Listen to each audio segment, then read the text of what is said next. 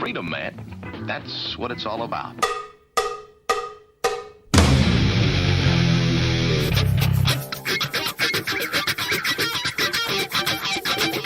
You've got to groove on freedom, like the good book says.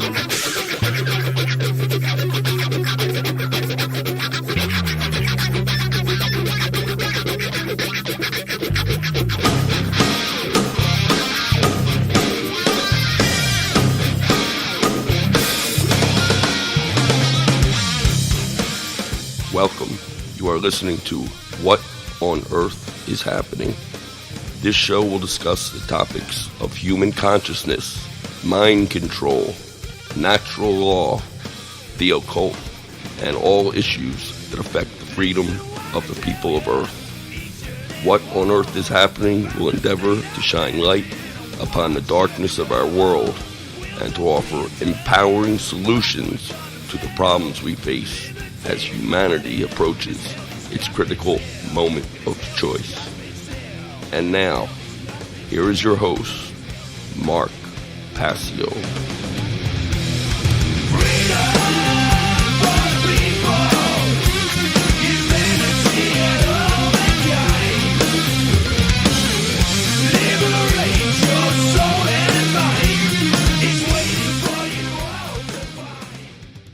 Welcome one and all, you're listening to What on Earth is Happening here on the Republic Broadcasting Radio Network. I'm your host, Mark Passio. My website, whatonearthishappening.com. The network's website, republicbroadcasting.org. Today is Saturday, August 23rd, 2014. This show is live every Saturday evening from 10 p.m. to 1 a.m. Eastern Time. That's 9 p.m. to midnight Central Time. We have a great show lined up for you here tonight. We're going to be continuing our extended version of the Cosmic Abandonment presentation that I originally gave here in Philadelphia late last year in 2013.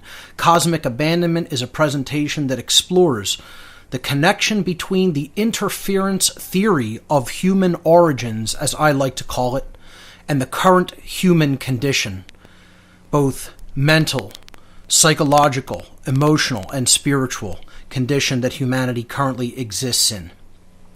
I will be taking your calls in hour number 3 of tonight's show.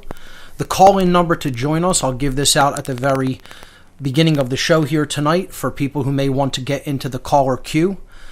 The call-in number to join us here on What on Earth is Happening, 800-313-9443. Once again, the call-in number, 800-313-9443. I have a couple of quick event announcements before we get started with the material for tonight's show. I will be giving an all-day seminar in Manchester, Connecticut called Demystifying the Occult. This will be taking place on Saturday, October 4th, 2014 from 9 a.m. to 8 p.m. at the Manchester History Center at 175 Pine Street in Manchester, Connecticut, 06040. There is free parking available at the Manchester History Center for those of you who may be coming from out of town to this event. I'll read a brief description of this seminar. Mark Passio, the no-nonsense teacher of streetwise spirituality, will take his guests on a journey of exploration, examining the world of the occult and its symbols. What exactly is the occult? Why should you know about it? What kind of knowledge comprises the occult? Who possesses such knowledge and how do they use it? How is occultism different from mysticism? What can the secret language of symbolism communicate? How is symbolism being used in our everyday lives? That and so much more will be discussed at this seminar. Actually, in the second half of the seminar, I will be breaking down some of the esoteric symbolism in the major arcana of the tarot deck as a case study of occult symbolism. So that's coming up once again Saturday, October 4th, 2014, all-day seminar, Demystifying the Occult, Manchester, Connecticut. Advanced tickets for this event, only a $25 donation. You can send a check or money order payable to Arthur Capozzi. The last name is Capozzi, Arthur Capozzi, at 500 Monroe Turnpike, Suite 142 in Monroe, Connecticut, 06468. At the door tickets for this seminar, only a $30 cash donation.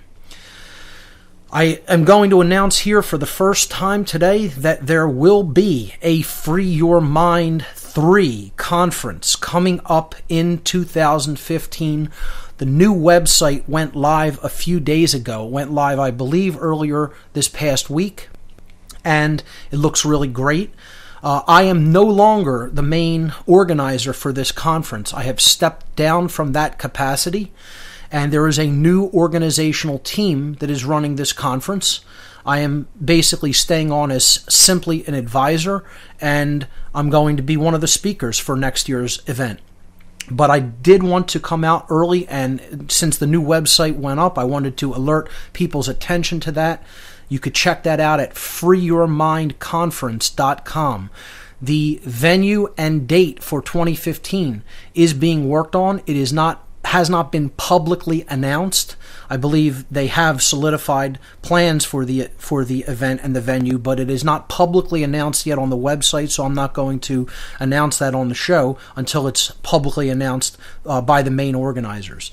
So I wish JG Vibes and Bob Tuscan, who are two of the main organizers for next year's event, all the best and they're in their continuing efforts to take the reins of this great event, and I'm sure they're going to be moving it into the future in a way that is going to make it bigger and better than ever. And I'm really looking forward to being one of the speakers at the Free Your Mind conference in 2015, coming up probably in the first half of next year.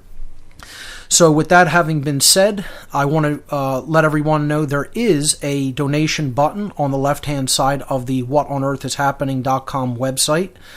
If you feel that you've received value from the information that has been shared, both on this radio show and on my website through my videos, you could feel free to make a voluntary donation to help support my work so that I can continue it in the future. You could do that by clicking on the donate button on the left-hand side of the whatonearthishappening.com website. I want to direct everyone's attention up to the whatonearthishappening.com site to the radio show page. As always, while I'm doing the show live, there are usually images associated with the show for that particular night. And you can click on the numerical links that are on the radio show page. If you're listening via podcast, you can click on the links in the podcast section of the site, of course. And that will bring up a slideshow through which you can follow the images that I'm referring to when I go through the presentation for this evening. So, the first two images on the page, on the radio show page, images for tonight's show. The first image, of course, was the poster for the Demystifying the Occult seminar for October 4th.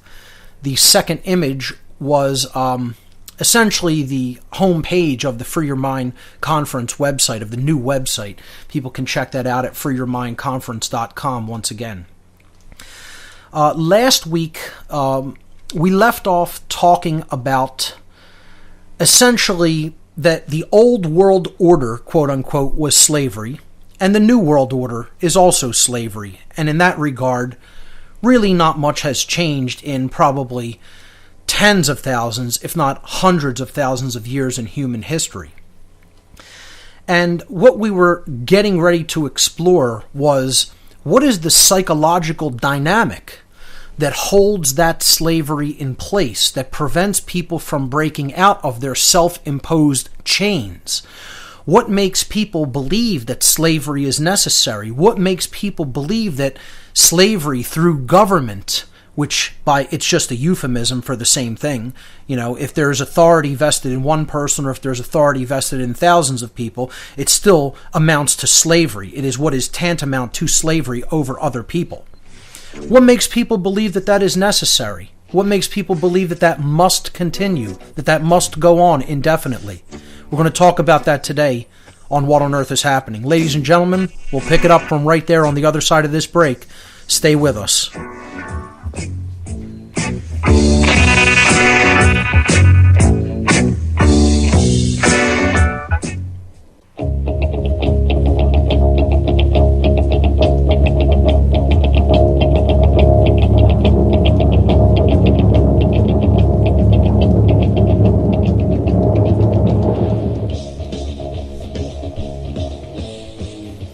Welcome back, everyone. You're listening to What on Earth is Happening here on RBN.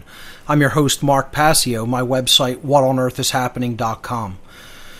What we're going to get into tonight in the extended Cosmic Abandonment presentation, which I've been going over for the past many weeks on this show, and will for the next few weeks at least, we're going to talk about what really is the psychological underlying factors that are going on in the human mind that continue the slavery system that humanity is trapped within. And what really puts that there? What are the things that are deep inside the human psyche going on that makes people continue to feel that slavery is necessary? Whether they consciously are aware that that's what they are advocating or not. It doesn't make a difference if they're consciously aware of that. You know, people will advocate for government, for control, for slavery, for coercion, for all kinds of different reasons. And ultimately, it's all the same core, motivating psychological factors deep down inside, often running as programs that are running in the subconscious mind, that are driving that desire. And we ended up on slide number 110 in the slides for this presentation last week, which was essentially juxtaposing the old variant of slavery to the new variant of slavery and showing essentially how they're exactly the same thing. Only a different name, and a different amount of people. The quote-unquote authority, the illusion of authority, is just distributed among more people in the new slavery. That's all. So we're moving on to slide number 111 for tonight's broadcast and into the future slides. So the question that I pose in slide number 111 is, in light of our quote-unquote troubled human past, and that's probably the understatement of the millennium, okay? To say that we have a troubled human past is, absolutely really making light of it. It's an absolute brutally traumatized human past, really, is what it really is. Because trauma is what ultimately leads to the continuation of this condition, and the psychological factors that make people want it to continue. So, our past is not just troubled, it's absolutely violently traumatic. I'm talking about humanity as a whole, as a species.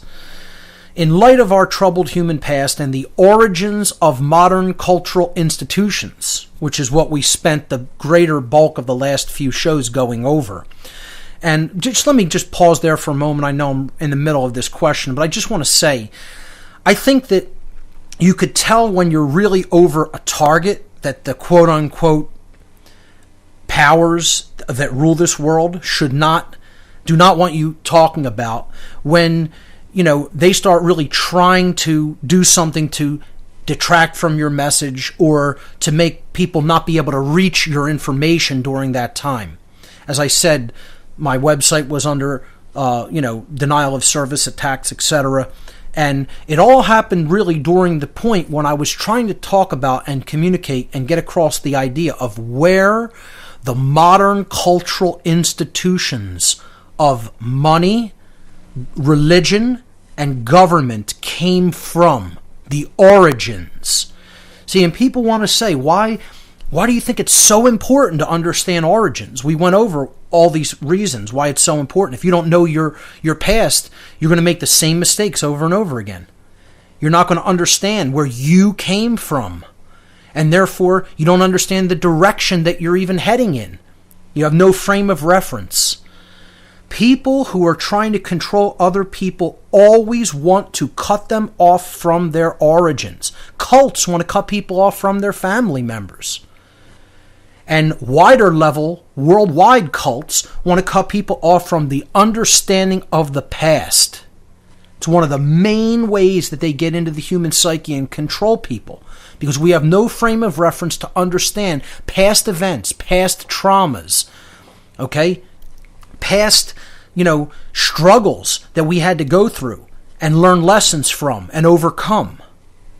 They don't want people understanding any of those things.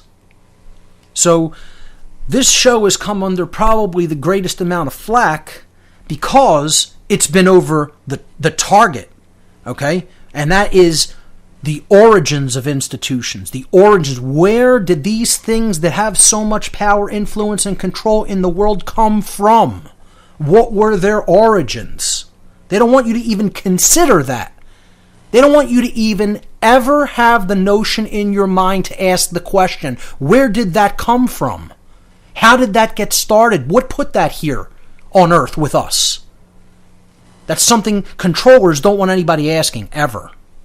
So it's just very interesting to note that that's when probably the most resistance that has ever encountered myself or this radio program came about. I find it interesting anyway. In light of the troubled human past and the origins of the modern cultural institutions, do we now possess a psychological framework through which to better understand the behavior of certain groups of human beings? And I would argue, yes, we do. This Cosmic Abandonment extended presentation up to this point has allowed us to understand the events that have taken place in our world, and what that's going to help us to further understand is how the mindset that is in place in the vast, vast amount of people of our society got that way. How did that get put in place? It didn't just come out of nowhere. What is the origin of people wanting to remain willfully ignorant? What's the origin of them not wanting to exercise personal free will and responsibility? You know? What is the origin of them wanting to follow other people's orders? What is the origin of them not wanting to think for themselves? Where do all of these psychological factors come from? They don't just magically pop up out of nowhere. And see, many people are under the false idea that somehow they do, that that's just human nature. And it is not human nature. This is a lie. This is one of the biggest lies, the biggest falsehoods that is fed to humanity. That we're just like this because that's our nature. That's our programming. And nature created us that way somehow. No, wrong, incorrect. Absolutely incorrect. That is a condition that has to be forged, that has to be influenced to become that way. It doesn't just happen. It isn't just our nature. See, this is one of the whole biggest problems of human thinking. That we're just bad from the get-go. We're just somehow trash or something like that. Out of our very essence. This is how some religionists think, the doctrine of original sin. It's how some Darwinists think, that we're just bad genetics. We're just bad gene pool, It's how eugenicists often think. And if it's the way that the general public thinks, they fall right into the same lines of thinking as the quote-unquote elites, the quote-unquote powers that shouldn't be. And they don't think that they're falling into a trap by thinking that way. You have people that just think people are just the way they are. They're born that way somehow, and they can never actually change. They don't understand what happened in the past to make our species this way. It was conditions that did this.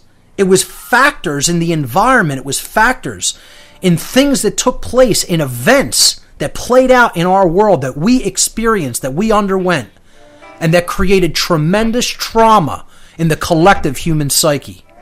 We'll pick this up on the other side of the break, folks. Don't go anywhere. Climb through the tide, penetrate the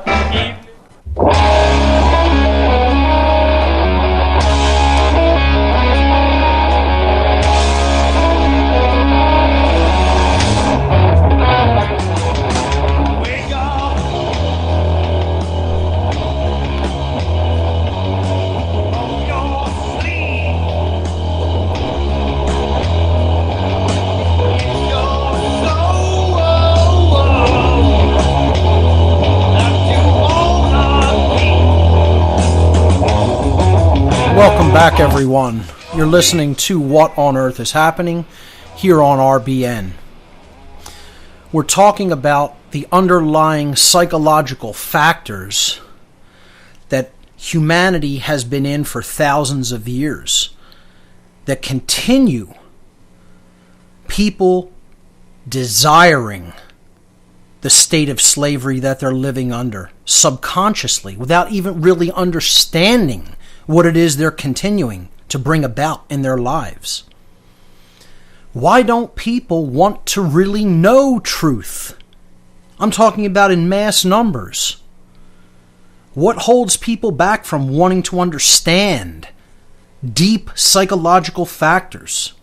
Why do they want to remain willfully ignorant?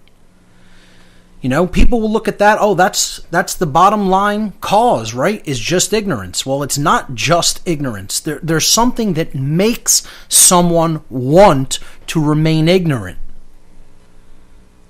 You know, that's not just something that people are like. There's a reason for that. So what I'm saying is we have to go past just looking at people don't want to know. They're willfully ignorant.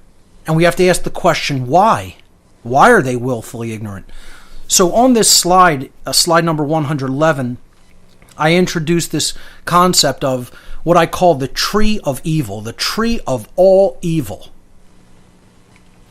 It's a psychological framework for looking at the current human condition and understanding why are we in this condition. So if you apply this metaphor, try to understand this as a metaphor. A tree grows from its roots, and then the trunk is firmly embedded, in the ground from the roots, and then from the trunk you have the main branches coming out from it, then you have the smaller branches and twigs, and then you have the leaves. And then finally that tree bears fruit. Particularly, if it's a fruit-bearing tree, fruit comes from the tree. And then seeds sprout from that fruit, they drop to the ground, and the process starts all over again. It continues, it perpetuates itself. It's a cyclical process. So we have to look at the psychological factors that have continued slavery on this world in a metaphor like this. Which, like I said, I call it the tree of evil because it's an easy way of explaining it. Okay?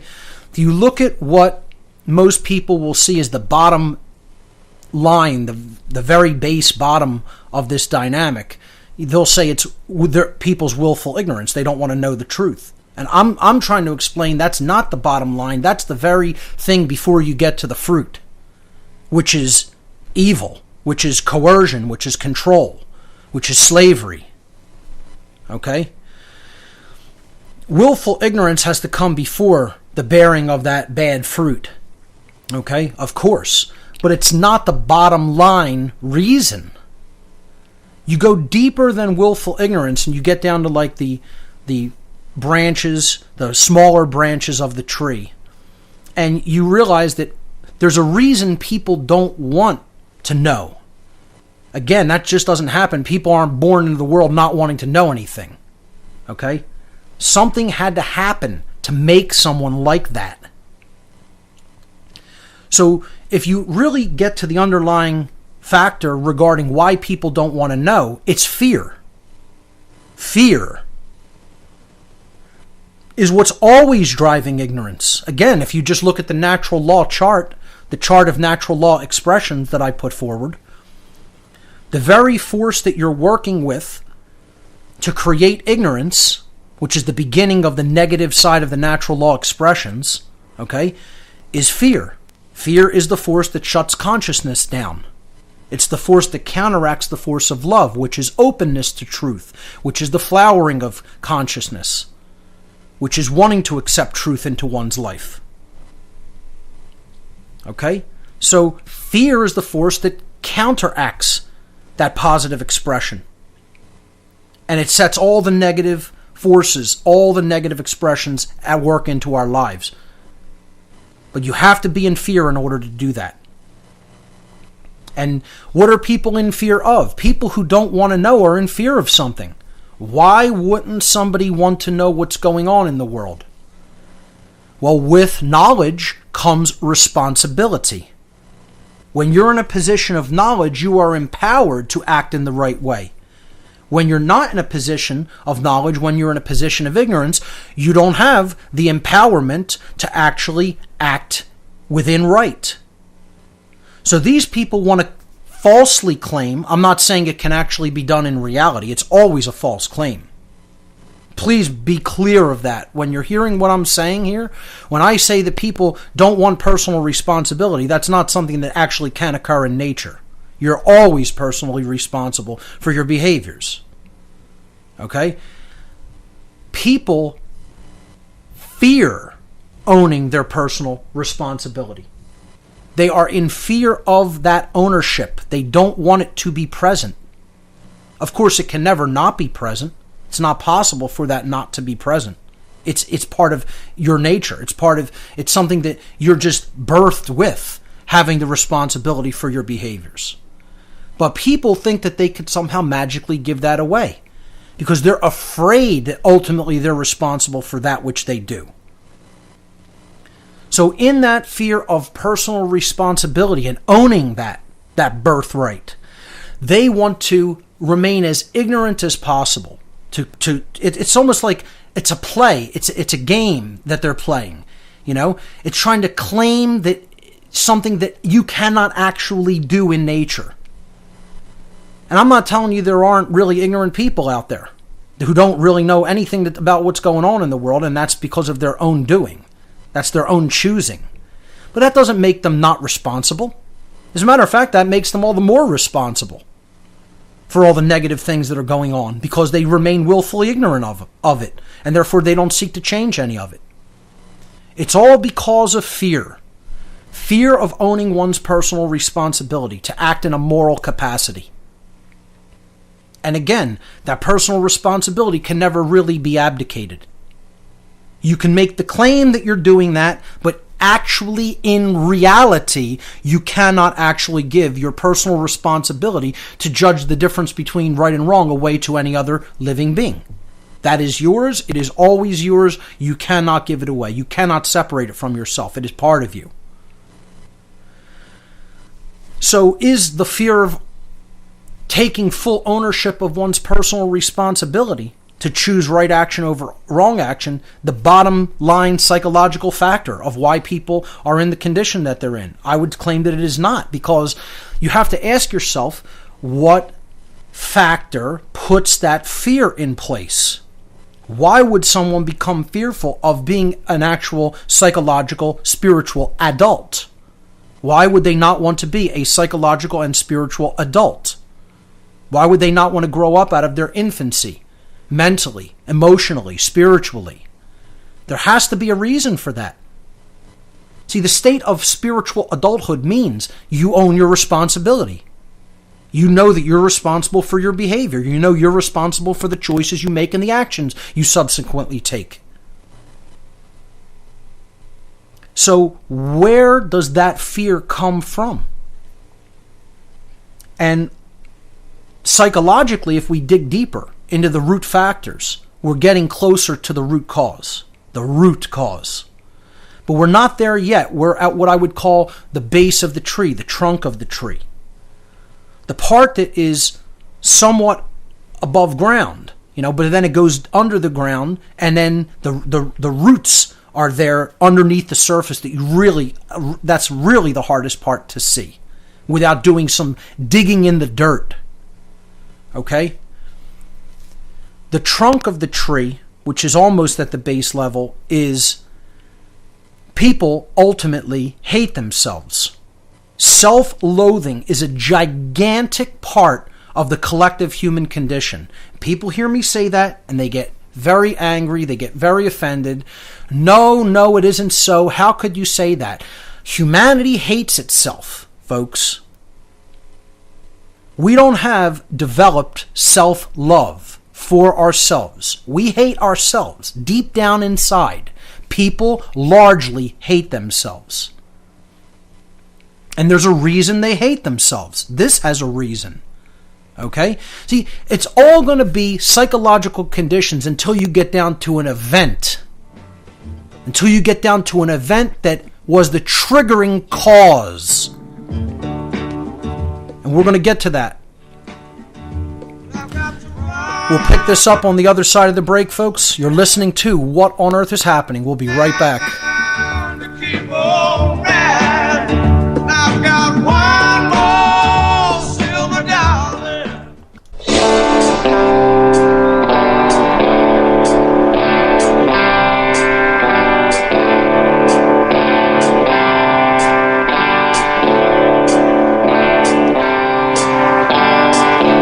There's a code of silence that we don't dare speak.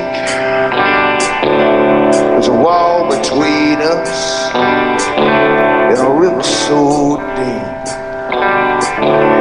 We keep pretending that there's nothing wrong. There's a code of silence and it can't go on. Welcome back, everyone. You're listening to What on Earth is Happening here on RBN. I'm your host, Mark Passio. My website, whatonearthishappening.com. We're talking about the underlying psychological framework that is the continuing factors in the current human condition. And we were talking about self-loathing, how people are a self-loathing species, how humanity is essentially a self-loathing species.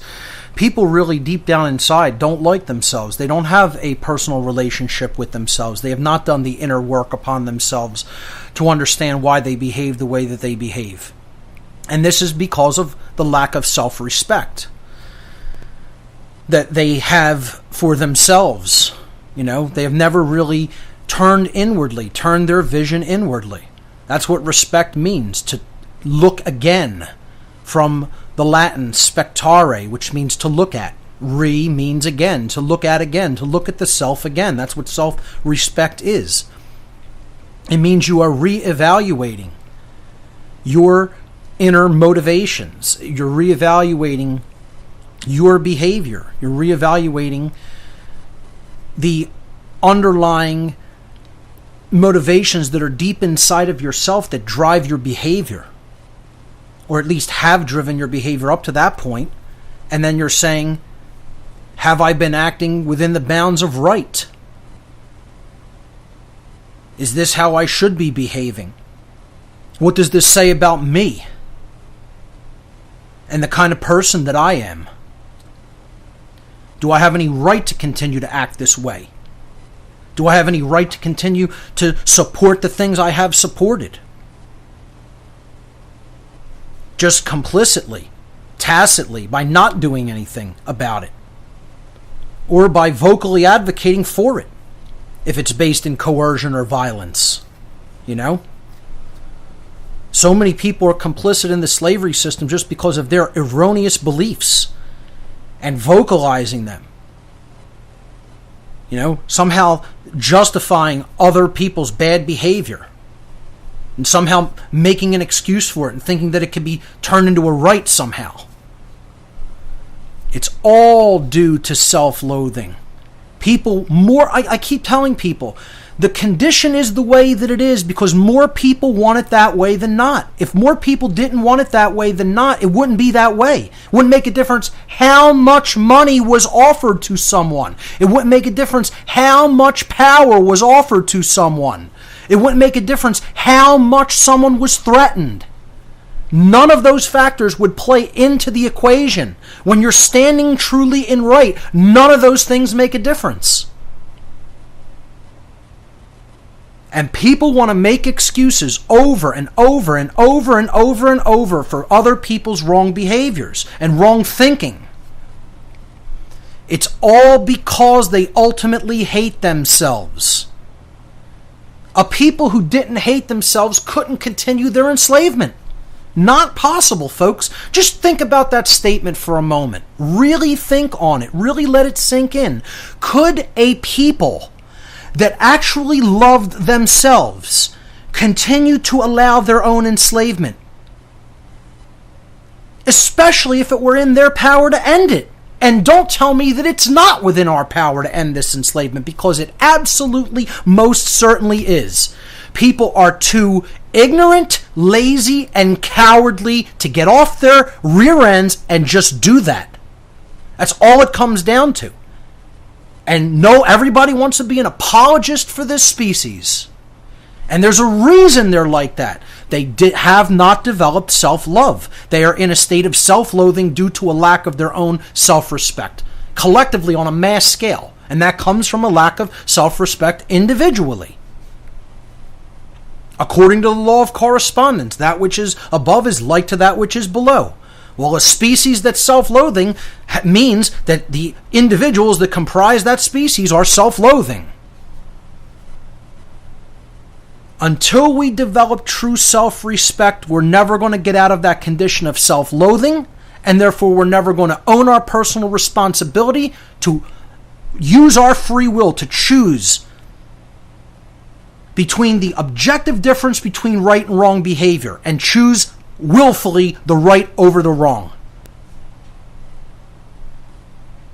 And until that happens, the external conditions cannot change. Not only will they stay the same, it is an absolute, utter impossibility for them to change. So get over it.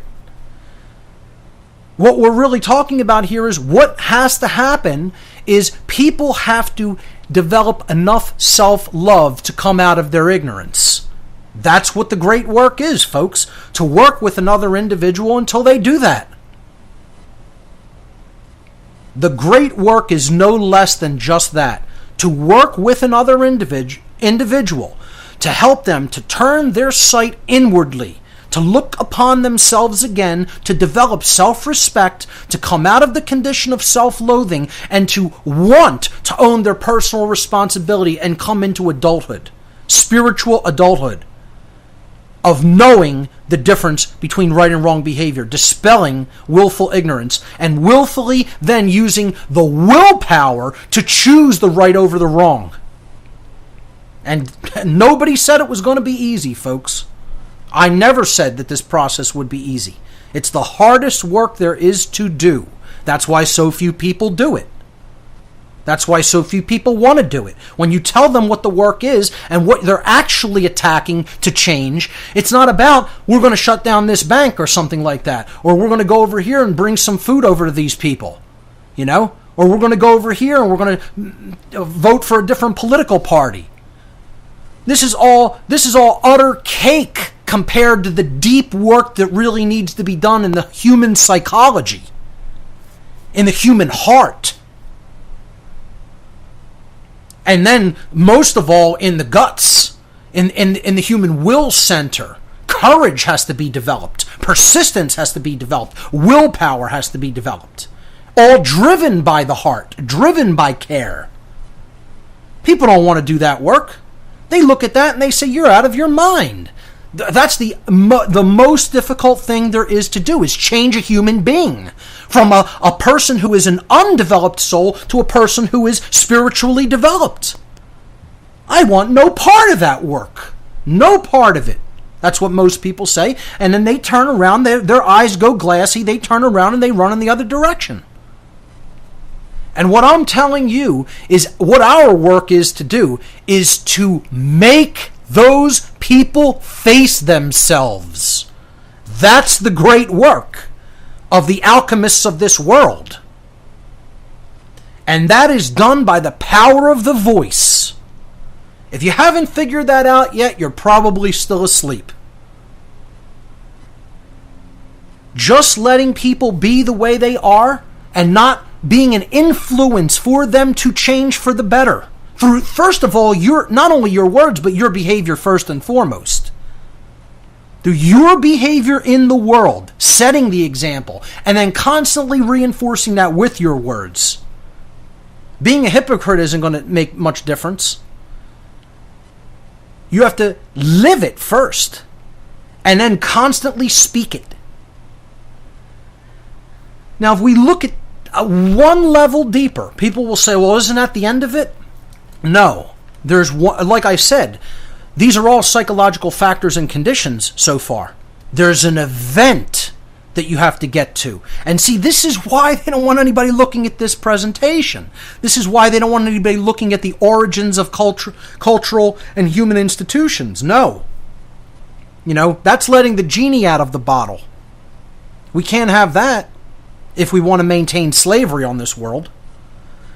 And you'll see people coming out continuously attacking this entire thesis.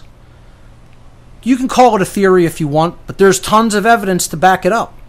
I'd like to refer to it as a thesis myself, because it's an explanatory. I like to call it an explanatory synthesis, even more than a thesis, because it's a coming together of all these different factors and showing how they interrelate with each other, showing how they've created the current condition that we're in, and how it perpetuates the current condition.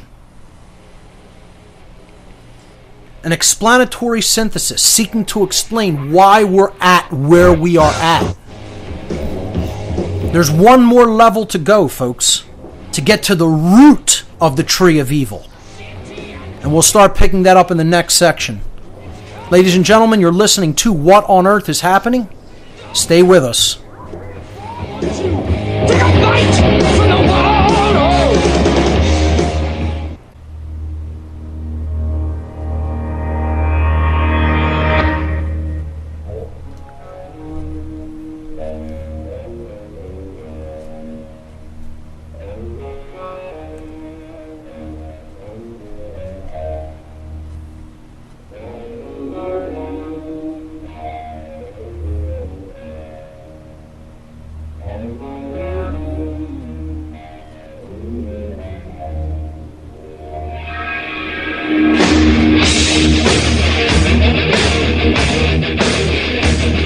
Welcome back, everyone.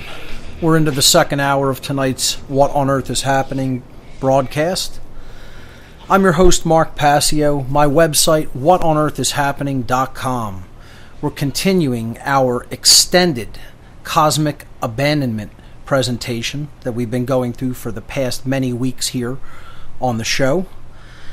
And we're talking about the causal factors of evil and the events that led to those factors being embedded in the human psyche, nested deep down in the human subconscious, and attempting to explain why these factors continue to stay rooted there and drive the human condition of the desire for continued slavery on this planet. And yes, I said people desire it. They desire it more than just about anything else. Deep down inside of themselves psychologically. And if they didn't, it wouldn't and couldn't be that way. If they didn't want it that way, it could not continue to be that way. That is a law of the universe, folks. Get as upset about that as you want. Bang your fists against the table. Cry in your milk over it. Doesn't make a difference. Doesn't make one bit of difference. People get really upset when you say that, but it's true. That's what you have to understand about how the laws of attraction work. If humanity would not continue to desire their own slavery, their slavery could not continue. Because if they wanted to be out of slavery bad enough, they would understand the law that is in place in the universe that governs freedom or slavery. If they wanted to be free bad enough, they would turn their attention to those laws in nature. And they would come out of their ignorance and into the knowledge of how those laws operate. But they don't want the associated responsibility that goes along with that freedom. And therefore, they crave their chains like a baby craves its bottle. Okay? And like I said, it's all because ultimately, deep down inside, we're a species who is stuck in a childlike state of self-loathing.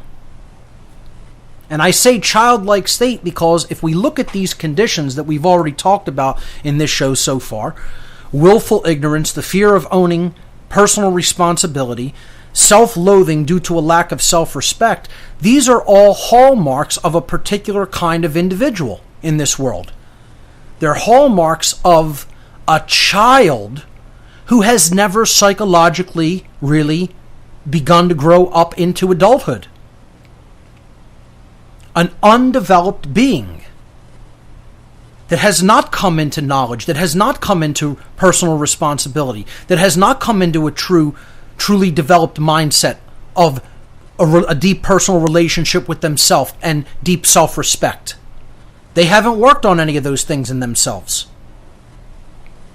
That's the hallmark of a child. And moreover, it's the hallmark of a child who wants to remain a child, who doesn't want to come out of childhood and into adulthood.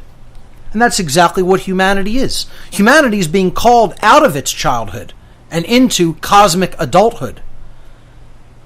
And most of humanity wants no part of it. Oh, you want me to say I'm responsible for myself, truly? Absolutely not. I'm a child. Somebody else is responsible for me. I'm not responsible for my own behavior. I'm not responsible for my own actions. How could you dare claim such a thing? I don't know a thing. I'm willfully ignorant. You know? Somebody else is responsible. I just follow other people's orders. This is just my job. This is just what I do. This is just my nature. It's not a choice. There's no responsibility associated with it. Yeah, okay. Sure. Keep telling yourself that, folks. Keep telling yourself that. And keep letting other people believe it. See, that's the thing. You may understand what the truth is, but you look at the other person who is ignorant, who next to you, who's as ignorant as a brick, and you say, that's not my responsibility to teach them. That's not my responsibility to say something to them. That's not my responsibility to rock the boat or to create an uncomfortable condition here. Absolute bull. It absolutely 100% is your responsibility, if you know, to say something. And therein lies the problem. Those who know don't want to take actual real-world action to influence other people to change. They want to just say, oh, I know and I'm fine. No, you're not. You're bound by other people's ignorance. And until you get up off your lazy rear end and start to influence those people, you're going to be continuously bound and enslaved by their ignorance.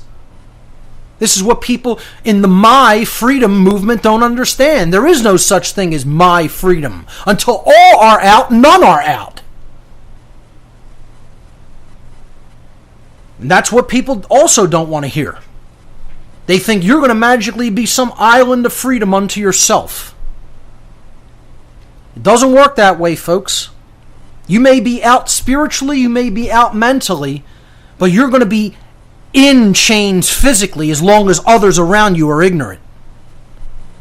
And until we raise the collective mass consciousness of humanity out of the state of collective self-loathing, we are not going to be able to change that condition. That's what the great work is to do. So when we look at these factors, if I could just impress this upon people, if you look at these psychological factors that have led to this condition, you are looking at psychological factors indicative of a child's mindset. Any psychologist would be able to look at that and tell you that. It's so clear, it's like, bright writing on the wall. It's like a bright light going off. For anybody who's done any modicum of study of human psychology. Now, the question is, what makes a child hate themselves? If humanity as a species is like a child who hates themselves, and therefore has no true self-respect and doesn't want its responsibility to come into its adulthood, it doesn't want to know about itself. It doesn't want to know about its condition. It doesn't want to learn. It doesn't want to grow. It wants to stay where it's at. It wants somebody else to take care of it. It wants to get out the easy way. It wants to make justifications for its poor behavior. All the hallmarks of a frightened, self-loathing child. And that's exactly what humanity is on a mass scale. Our species is a frightened, self-loathing child. Well, then the question becomes, psychologically, what creates a frightened, self-loathing child? Really, only one thing creates a frightened, self-loathing child. That's bad parenting. You could say, oh, well, the condition's all around you, but if adults are making that condition all around for the child, it's all bad parenting. It's bad adults around them. The influence of adults around them is a negative influence because it's programmed.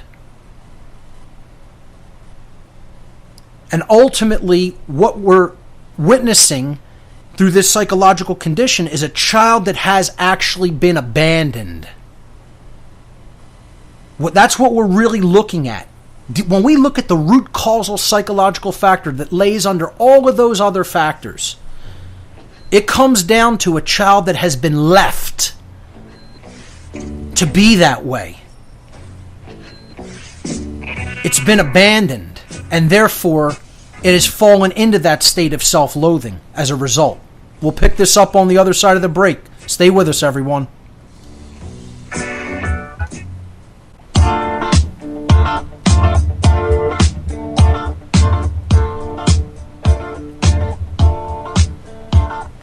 We don't need no education.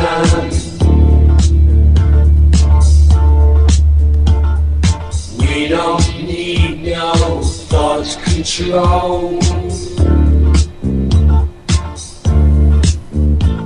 No dark sarcasm in the classroom.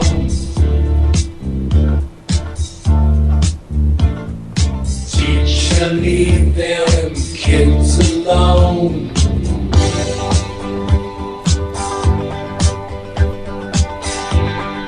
Hey! Teacher! Leave them kids alone! Welcome back, everyone. You're listening to What on Earth is Happening. I'm your host, Mark Passio.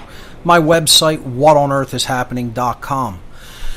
We were talking about the root causal psychological factor that has ultimately led to all the other causal factors that has led to the human condition of slavery. And the root factor, ladies and gentlemen, is parental abandonment issues.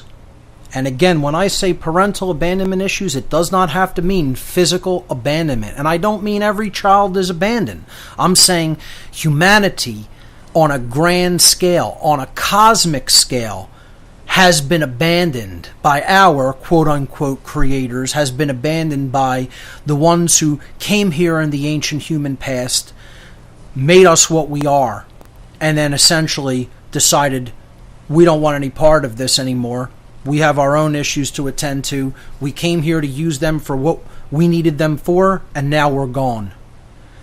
And you could make the argument some of them stayed here among us, or the progeny of those beings stayed here among us, interbred with us, eventually blended in with our gene pool, disappeared from physical sight, but some of their characteristics, DNA, perhaps stayed and integrated and played an influence in human affairs for millennia.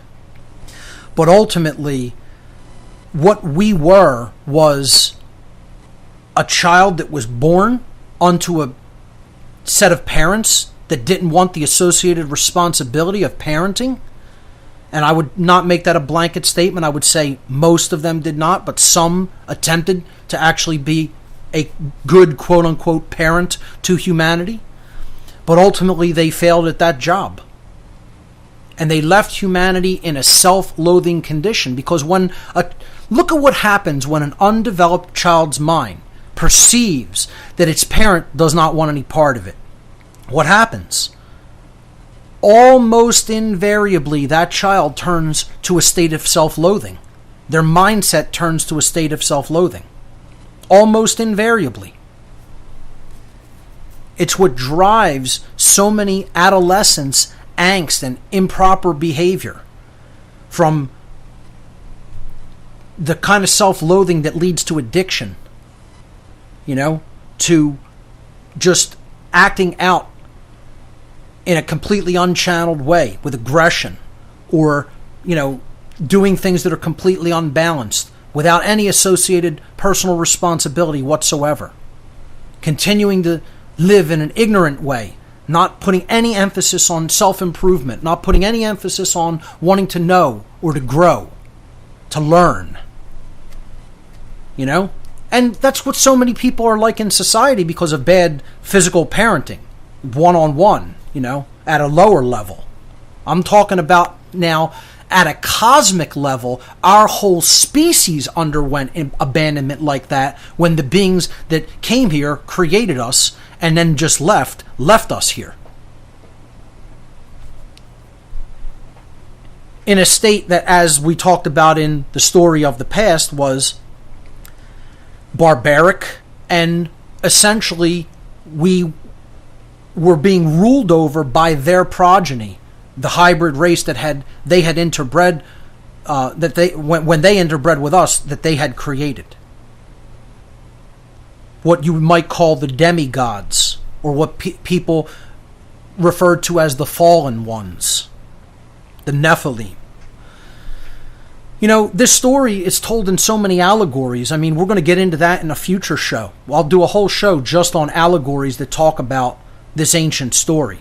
And it's just a veiled allegory. And it's just the retelling of this ancient story. I just rewatched one. I saw it in the theaters originally, but I just rewatched it last night. And it was just, I feel, a brilliant retelling of this story. It was the movie Noah. If you just watch that movie with fresh eyes after understanding the story of cosmic abandonment, it'll make perfect sense to you. Because in that movie, the being that is referred to as the creator, quote unquote, is Enki, as he was known in the Sumerian tales and legends. That is the Enki being, or the Enki faction of these beings, these extraterrestrials, or extra-dimensionals, or whatever you want to refer to them as. And then the other group of watchers who helped, you know, drive humanity toward a more barbaric technological civilization and helped the descendants of Cain rule with an iron fist was the Enlil faction. You know, that's what you're witnessing. The creator is Enki in that allegory.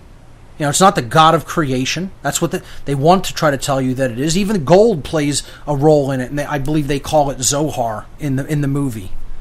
You know, it's just unbelievable how thinly veiled some of these allegories even are, and people still can't see it.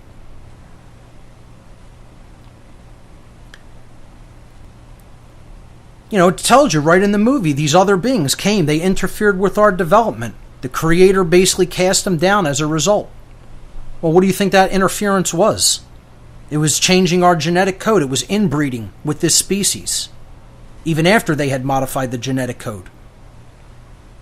They became the fallen ones at that point, the Nephilim, which comes from the Hebrew nafal, which means to fall. And then some of them wanted to basically make man, you know, have dominion over the earth, you know, through their technology and through their habits and their worldview. And that was who they called the descendants of Cain. And then some of that negative and evil faction of beings helped, that ruthless faction of beings helped those humans do that and taught them those ways. And then some of the quote-unquote creators, progeny, his group or his faction, Enki's faction, if you will, it was the set of beings that helped the descendants of Seth, Noah, who was just Ziusudra in the Sumerian epic. You know, people don't even look at that. Like it's the exact same story, only told in much more rich detail. You go to the Sumerian and Akkadian mythos, and you have the tale of Ziusudra, who is the biblical Noah. It's the same being. It's the same story.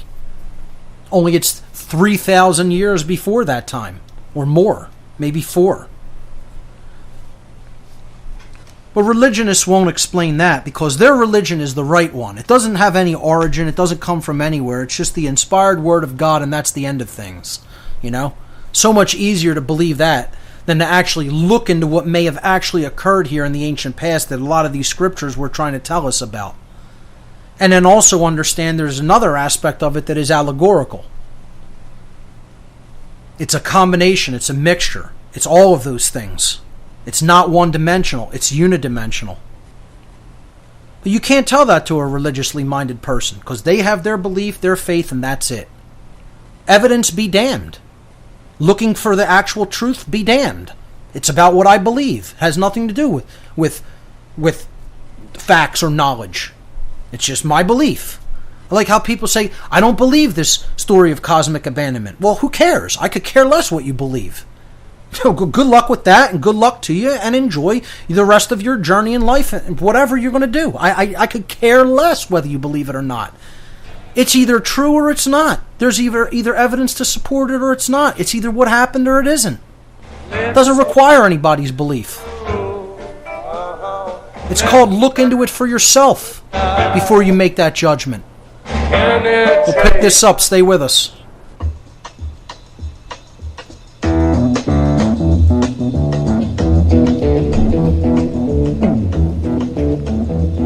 You know the day destroys the night, night divides the day.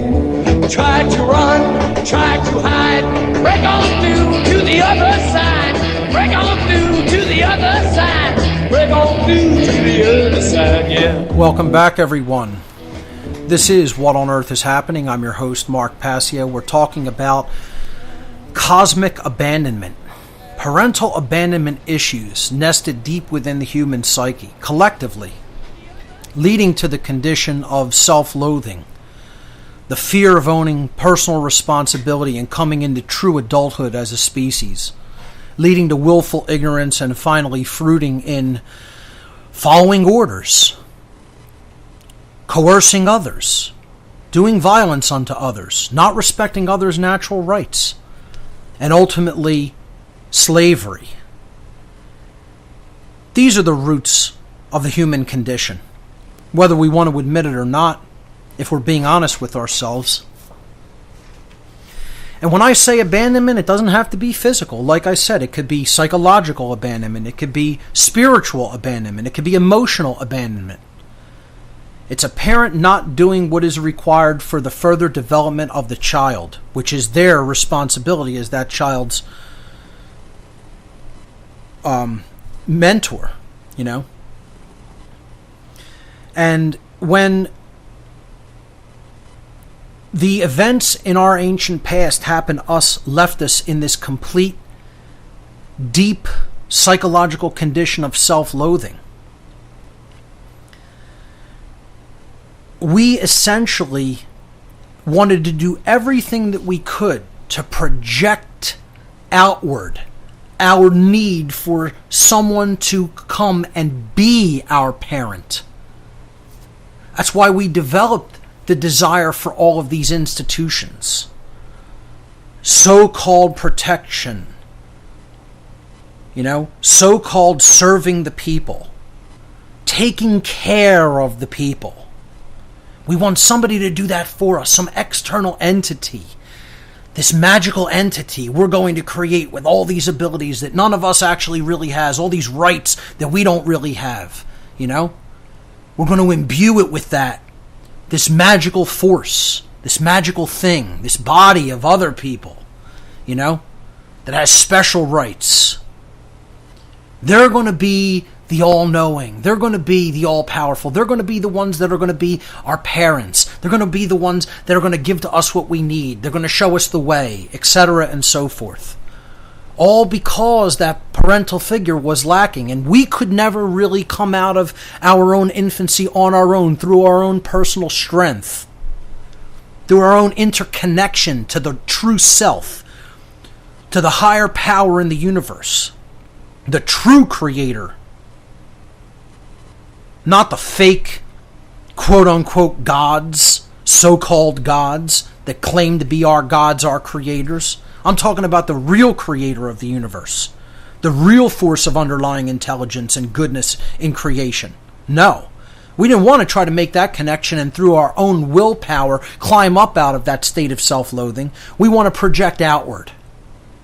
We want to project outwardly and say somebody else has to take care of us, even if we have to create that being for ourselves.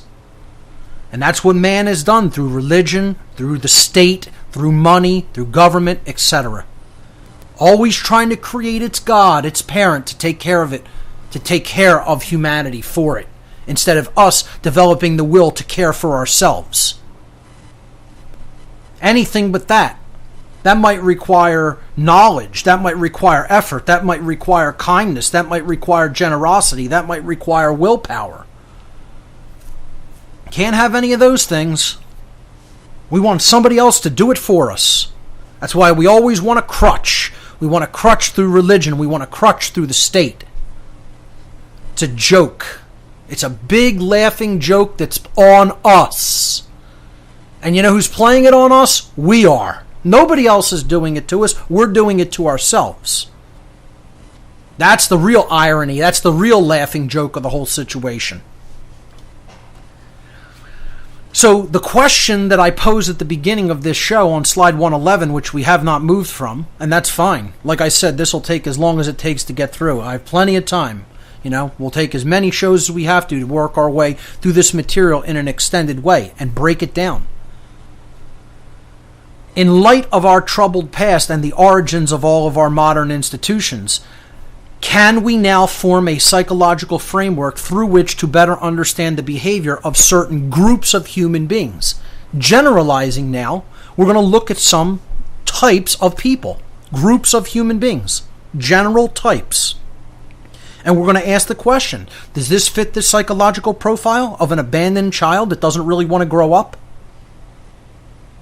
Of self-loathing people who don't want to own their own personal responsibility? Of willful ignorance? Or even a blind faith that they do know something, but really they're not following the truth. They're just following their institution that they propped up as mommy or daddy. And so there's going to be in this section, and I won't finish this probably this week, we'll probably continue this next week, but there is going to be a lot of vitriol thrown about. Caustic, bitter speech. Vitriol. vitriol. Vitriol. Look it up. It means caustic, bitter speech. Biting speech. Venomous speech. And some people don't want to hear this. Well, whatever. Then tune out. They want to think with their emotions. I can't say anything vicious that isn't true, right? No, that's not possible. I can't launch an ad hominem attack on somebody else because it's true. Because these people don't deserve any real respect until they develop it for themselves. You can't give respect to somebody else, ultimately. You have to develop it inside for yourself first before you can give it. And these people are not only can't give respect to another person, they themselves are really unworthy of respect themselves because they act the way that they act. Every one of these people is a child. Blanket statement. The people who fit into this psychological profile, the groups I'm going to talk about, are all undeveloped beings. They're all childlike beings that have never really spiritually grown up. And the reason for that is because they all externalize their power to another entity. And in many cases, it's a completely imagined entity. So let's start with the worshippers of Scientism. The super left-brained individuals out there. What I would call the rigid skeptics, the rigidly skeptical. And in many cases, this is just a belief. I want to say something about pure skeptics, rigid skeptics. I have healthy skepticism.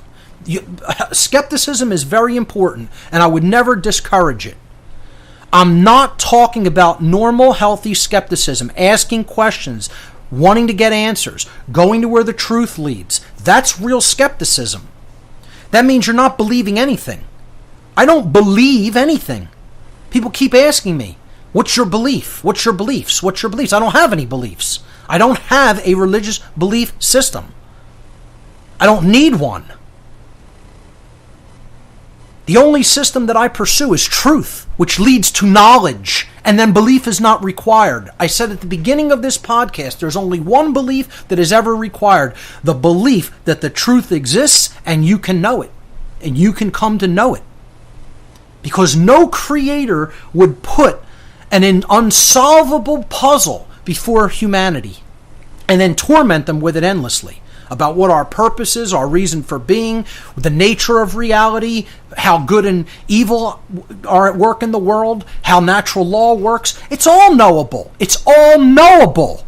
If you don't accept that those things are knowable, you are a believer. You're a believer that the universe was essentially created to endlessly torture people by never having anything that can be known, and that's called solipsism.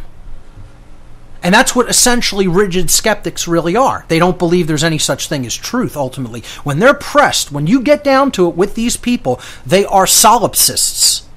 They don't, the word truth is a dirty word to them. It's the devil to them. You know, the very word truth is the devil to them. Because they want to be in a position of continuous relativity with everything else. They want to see everything as shades of gray. And that means they're never actually truly responsible. That's what a solipsist wants. They want haziness and fuzziness in everything. They want everything to be able to be disproven, not to be true. Because they don't want the associated responsibility that comes with definitive knowledge. That's ultimately the out that they are seeking. We'll explore this more on the other side of the break, folks. You're listening to What on Earth is Happening here on RBN. We'll be right back. And I'm bound to keep on riding. I've got one more silver dollar.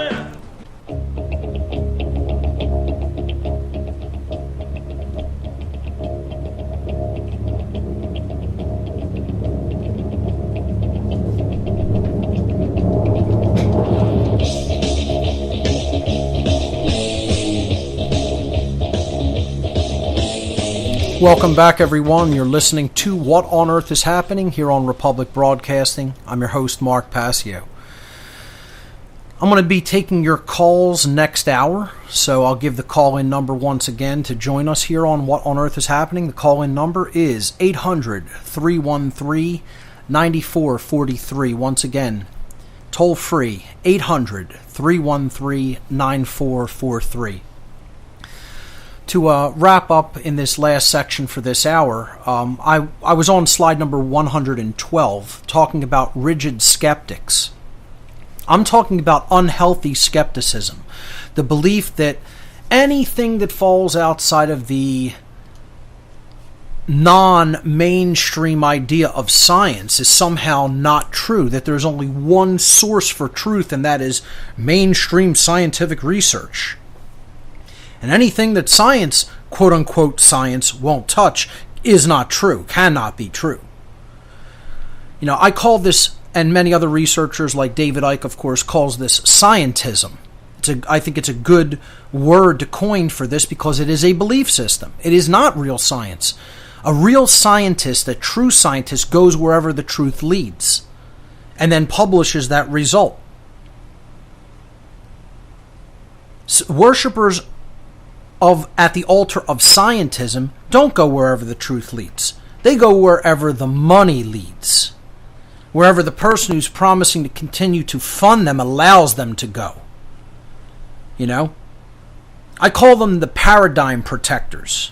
You know, they're the gatekeepers of the established scientific paradigm that's still based in ancient, outmoded, and proven false Newtonian notions of how everything in nature works, including the human body and mind. You know? Who absolutely left-brained imbeciles like Stephen Hawking, you know, think. And people actually like worship this guy and read his writings and think he's so wonderful. when he says free will is dead, philosophy is dead, people are basically automaton flesh robots. Or how about this guy on the image 112, Phil Klass, a total shill for the government, who hounded UFO researchers for basically his entire life, Didn't do any of the research himself, didn't look at any of the evidence, just rampant debunker. Debunkers fall into this category. They never actually look at the evidence or address the evidence. They just want to attack someone else. And it came out later that this guy was on the CIA payroll for almost the entire time that he was putting debunking forward against the UFO community, the UFO research community. Now, that begs a question. Why would the Central Intelligence Agency of the United States have a vested interest in trying to detract attention away from the validity of the UFO phenomenon? By hiring shills like this, proven he was on the payroll of the CIA to do what he was doing. So then that begs the question, why? Why would the CIA not want anybody researching the possibility of extraterrestrial interaction with humanity? Oh, there's a very good and valid reason, because they know all about the extraterrestrial interaction with humanity already. And they want that covered up and locked down tight so nobody can really understand the truth of it, because it has all to do with our origins as a people and the origins of our civilization and the origins of the institutions of slavery. And they don't want anybody to understand the underlying reasons that those institutions are in place. It's just absolutely unbelievable. The things that people will do for money against their own species. Like this absolute piece of garbage, who is now dead and in hell, if there is such a place. But you know what? The hell that he lived in through his whole life was his own sick mind, which is hell enough.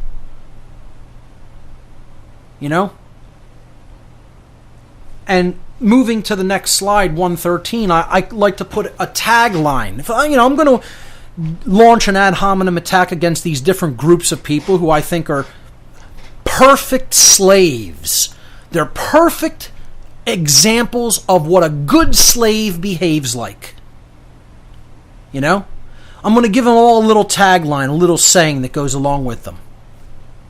So here's what Phil Klass and all the other rigid skeptics, the left-brain imbalanced worshippers of scientism, their tagline with their talk bubble next to their imbalanced head would say is, I'm skeptical about everything. Unless the government or government-funded scientists say it's true, then I'm a true believer. Because that's all there is today, folks. If you think real science is being done, you're absolutely joking and kidding yourself. And I'm not saying everything that comes out of the scientist paradigm or the whole field of science, the world of science, is to be completely and utterly distrusted. I'm not saying none of it is real, none of it is true. But I'm saying we're not really pursuing as a people real science anymore, as a culture, as a species. We are pursuing what I call government-funded science, which means whatever the government doesn't want discovered, it pulls the funding for. Whatever it doesn't want put into manifestation, it pulls the funding for. Then how are these scientists going to do the research? Were they going to pull it out of their own pocket? Are they going to hold fundraisers? No, all the science, quote-unquote, that's being done is all done with stolen tax dollars that is allotted for certain grant monies, that the science beg the government on a yearly basis for. And that's half of what they do. Half of what they do isn't even the research, it's writing the grants. It's begging the government for the money to do the research that they want to do and telling them why they feel it should be done and then what the result's going to be. They're telling them in advance what we're going to do this for, what the result's going to be. Is that real science? You somehow know the result in advance, and then you're going to go and beg the person for the money to do this so that they get the results that they want out of it. And if they don't, they pull the funding. That's how science works today, folks. If you don't understand it, that's how it works. You're a naive, clueless person. That is how science works. I'd like to get a call from scientists. Scientists out there, call me. You tell me it doesn't work that way, and I'll tell you you're full of crap. Okay? Because that's exactly how it works. Exactly how it works. And no one will call in to dispute that. You know? And if you do, you're lying. You're absolutely lying. Because you want to believe you're not part of that. And you're somehow part of true science. You're joking with yourself. You're lying to yourself and you're playing the joke on you. Whether you understand that or not. So let's move on to another group. To just lay some vicious vitriol out to. Because these people deserve this. And you could call it as left-brained as you want. You could say whatever you want about it. The bottom line is, I'm going to say what other people won't say. Okay? Because they're loath to say it because of whose sensibilities they might offend. I'm not here to be liked or to win a popularity contest. I'm here to tell the bitter truth. The next group of people depicted on slide number 114, who are cosmic children, okay? And again, just going back to rigid skeptics, who's daddy to them? You know, who's the parent? Well, the parent is the actual institution of science itself. You know, that tells me what's real. I don't have to go anywhere. I don't have to look at anything that exists outside the walls established by the scientific community. No. That tells me everything I need to know, and it's all known and safe in that bubble. And anything that conflicts with that, well, we just ignore it. We throw it out. We discount it right off the bat without looking into it. Is that the mark of an adult? Is that an adult mindset? No, it's a child's mindset who's scared of what they might find. They don't want to overturn the apple cart. You know, they don't want to rock the boat. You know, no, because then what happens? All the other children start to hurl assaults, verbal assaults and viciousness toward them. You know, the other children join in the chorus. They join in the chorus of attacking that person for being different. You know, they don't have an ounce of courage. These are all cowards. You're cowards. Rigid skeptics and people who are deep in the left brain mode of scientism, you're cowards. You don't have one drop of real courage within you at all. At all. Plenty of other groups to launch vitriolic attacks on next week, folks. So we'll continue that. Your calls on the other side.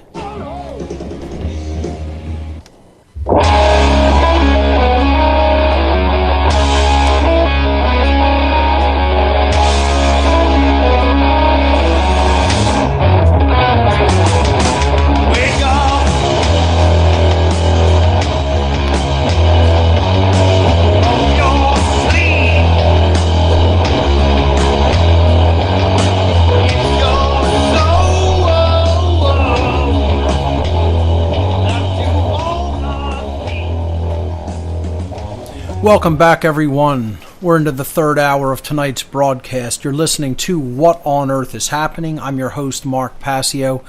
My website, whatonearthishappening.com. As promised, for the third hour, we're going to be taking your calls. No taboo topics ever here on What on Earth is Happening. You can call in and talk about anything you want to bring up. If you want to ask any questions, that's fair game as well. If you want to talk about the cosmic abandonment presentation or any of the concepts brought up, of course, that's what we've been talking about over the last several weeks. All of that is fair game. So let's go to the phone lines and let's hear from Robin in Missouri. Robin, you are live on What on Earth is Happening. Welcome. Hey, Mark. Hey, brother. Good to hear from you. How you doing? So, yeah, hey, good show as usual. So, thank you. What I was looking forward to talking with you tonight was concerning weather modification and, you know, what is going on in this country at the moment.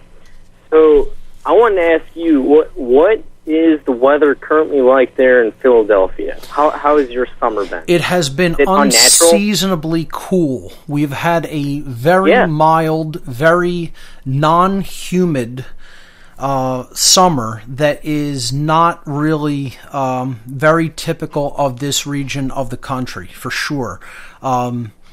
It's kind of like a nice change as far as I'm concerned. I don't like the intense heat, but it's definitely out of the usual, for certain.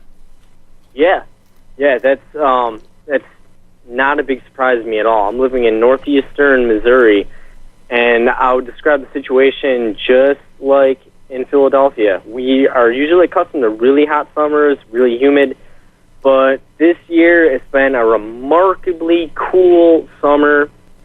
Very humid, but still just very cool, and it's just been very unnatural. And this has most certainly been the trend in this country at the moment.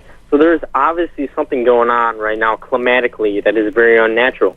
Sure, they've been using different weather modification techniques, scalar modification to lower slowly over time the jet stream air. And they've been pushing that, I feel, artificially.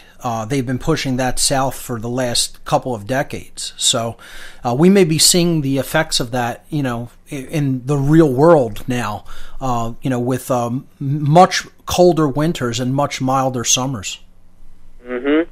Yeah, and this is a topic that not a lot of people are talking about in regards to a lot of the conspiracies going on right now. But California, the drought that's going on there right now is pretty darn catastrophic, and people are not paying attention to it. But California and the Southwest right now in the United States are going through such a bad drought right now, and all the rain, and by the way, we've been getting a lot of rain in the past couple weeks here in northeastern Missouri, so it's like literally all the rain from the Southwest is being siphoned and put towards the central and eastern United States. So you have this huge dichotomy going on right now. Yeah, we've had a lot of rain here over the last week, a lot of very, very overcast and cloudy days as well. Yeah. I think part of this is food, affecting the food growing centers of the United States, particularly California, is going to have a devastating impact on food supplies and prices in the coming years. So I think that's part of the agenda to further weaken the United States, and you have to maintain an open and skeptical mind regarding their ability to actually physically manipulate the weather at their command through covert technologies. And we know that these things exist; they're out there. The extent to which they have been using them remains to be seen. But we very well could be seeing the effects of weather modification already. Absolutely. I wholeheartedly agree with you. But there's one other part of the equation that I think we have to add to this as well. Okay. And yeah, you're right in saying that California is one of the biggest crop producers in the United States. So if they get hit hard, the entire states get hit hard. Yep. So if people cannot grow enough food to sustain themselves in the United States, they are going to depend on the government in the oncoming years, which is a huge part of it. Absolutely. And also, part of it also is if you destroy California, that's one of the biggest honeybee population centers of the states too. So what they're trying to do is not only destroy the crops, but they're trying to destroy the honeybee population. Pollinators, which are ultimately required for the growing and strengthening of crops and food supplies. Absolutely, yeah. And once pollinators go, the entire food chain, human food chain, essentially follows shortly after. Yeah, and not a lot of people understand that, just how critically important bees are. And just one more point, and I'll let you move on. I worked for the U.S. government last year for an entire year working with native bees. So I personally worked for the government, funded projects working on saving the bees. I can personally verify that you are absolutely correct that these scientists and the government who funds these scientists are totally fake, and they can totally pull away the funding for these projects whenever the heck they want to, and that is what they've been doing, and they don't care. And the money they are putting forward saving the bees right now is nothing more than public image to let people know that, oh, okay, they do care. But they are only doing it just enough to do that public image, but they do not care. And I have to stress that. Absolutely. Robin, great points that you've brought forward. Thanks so much for the call. And, Robin is absolutely right. You think about it. If government money is funding science, can you rely on the accuracy of that kind of science being done and the results that it's bringing forward and looking at that and saying that's absolutely the truth? That is exactly, orderly results and specific good results that we're getting from that process, when ultimately the driving force is coming from government money, from what they want to see done with that research. I would have to say that would be the best reason to be highly skeptical of those results that you're getting through that kind of quote-unquote science. So, once again, really great points there brought up by Robin. Thanks for the call. Let's move forward and let's hear from James in California. James, you're live on What on Earth is Happening. Welcome. Yeah, hi, Mark. What an honor to speak with you. I just want to say how much I appreciate your program, and it's really changed my life. Oh, and thank you. Thanks for calling. I use what I'm learning, I'm using with others. I mean, I'm bringing this message out. That's what it's all about. So I'm really grateful, and it's really changed my life. So anyway, I'm just really, it's a privilege to talk to you, and I'm going to meet you in October at the event. Oh, great! You're coming out to Connecticut. Awesome. Yeah, just for you, because you're the man. Well, it'll be good to see you there. I have a question I've been wanting you to talk about, and I really would like for you to explain this, because I think your explanation of some occult things are so clear. It's really been helpful, but I haven't heard you speak about HTB, Blavatky, and her theory of evolution with the fallen angels, and for me that's confusing, because I'm not quite, sure, what the message is here with all that. Yeah. And so that's one thing. Sure. Go ahead, I'm sorry. No, that's okay. Go ahead. You can continue. Oh, and I just, on top of that question, just to talk about, how her writings have been used by the occult elite, because to me, her writings are so significant. Yes. I really should do a whole show on Theosophy one day. Yeah. Maybe we could. Maybe I could put that together at some point with Bob from Cincinnati. I've done some kind of occult specials, you might say, with Bob. So it's something I might look into in the future. Blavatsky's work is actually really great, and contributes so much to the overall understanding of the occult and how it's been used by these elitists. And her work in many cases was a warning. To try to warn people that there were sorcerers out there in the world that were using this occult knowledge to their benefit at everyone else's expense. I'll continue to explain that on the other side of this break, folks. Stay with us.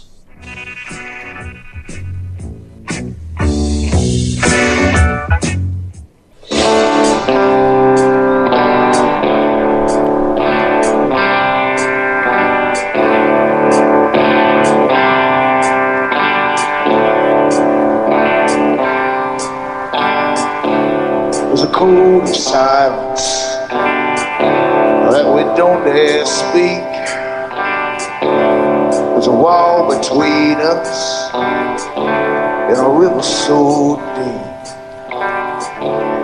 We keep pretending that there's nothing wrong. There's a code of silence and it can't go on. Welcome back, everyone. You're listening to What on Earth is Happening. I'm your host, Mark Passio. My website, whatonearthishappening.com. Taking your calls in the third and final hour of the show for this evening. We were talking to James in California, and he was asking about Helena Petrovna Blavatsky's work and her view of the occult. And I was explaining that her work really does serve as a warning in many ways of how this occult knowledge can be used to the detriment of humanity if people remain willfully ignorant, and other people who have a lot of willpower but don't have a lot of compassion can use that knowledge as a weapon to gain a tactical advantage over those other people who remain ignorant of it. Blavatsky's work deals a lot with Vedic teachings, ancient Eastern teachings from the Indus Valley, and she talks a lot about cycles, time cycles, and how essentially tendencies in nature kind of tend to repeat themselves in waves, and she talks about the root races of humanity as she sees the origins of human beings, and she also, her work was also really very perverted and twisted in many ways by later occultists, dark occultists, who really paved the way for the Third Reich and Nazi Germany. I mean, if you look at, Blavatsky is often talked about as influencing that, and she absolutely did not. That's definitely a very unidimensional and immature view of her occult teachings and work, and trying to paint her somehow as the bad guy, when she was warning about people like this, like Guido von List and Lance Labenfels and